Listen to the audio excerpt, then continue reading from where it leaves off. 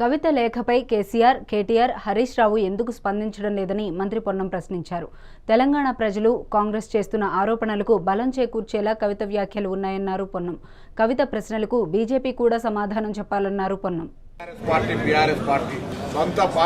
సొంత పార్టీ అధ్యక్షుని కూతురే ఒక సామాన్యుని కార్యకర్తలకు జరుగుతున్న అంశం మీద సామాన్య కార్యకర్తలకు కలవడం లేదు, ప్రజలకు అందుబాటులో ఉండడం లేదు, కార్యకర్తల కష్ట సుఖాల్లో పంచుకోవడం లేదు.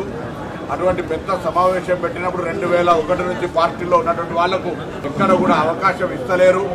అటువంటి వాళ్ళకు అవకాశం ఇవ్వాలి.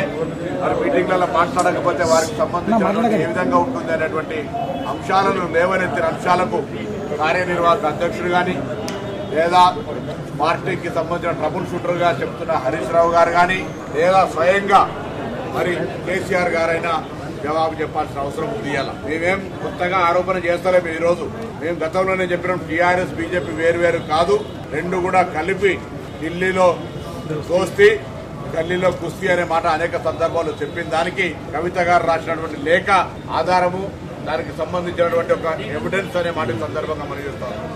అదేవిధంగా భారతీయ జనతా పార్టీకి సంబంధించిన నాయకత్వం కూడా ఇందుకు స్పందించాల్సిన అవసరం ఉంది. భారతీయ జనతా పార్టీ తోటి ఉన్నటువంటి లోపాయకారి ఉదాహరణకు బీఆర్ఎస్ పార్టీ సొంత పార్టీ అధ్యక్షుని కూతురే ఒక సామాన్యుని కార్యకర్తలకు జరుగుతున్న అంశం మీద సామాన్య కార్యకర్తలకు కలవడం లేదు, ప్రజలకు అందుబాటులో ఉండడం లేదు, కార్యకర్తల కష్ట సుఖాల్లో పంచుకోవడం లేదు. అటువంటి పెద్ద సమావేశం పెట్టినప్పుడు 2001 నుంచి పార్టీలో ఉన్నటువంటి వాళ్లకు ఎక్కడ కూడా అవకాశం ఇస్తలేరు. అటువంటి వాళ్ళకు అవకాశం ఇవ్వాలి.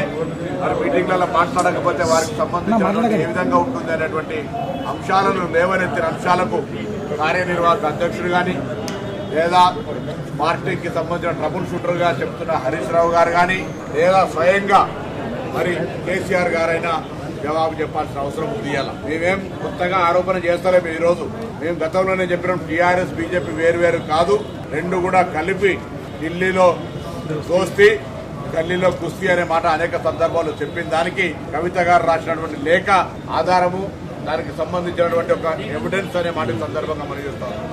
అదేవిధంగా భారతీయ జనతా పార్టీకి సంబంధించిన నాయకత్వం కూడా ఇందుకు స్పందించాల్సిన అవసరం ఉంది.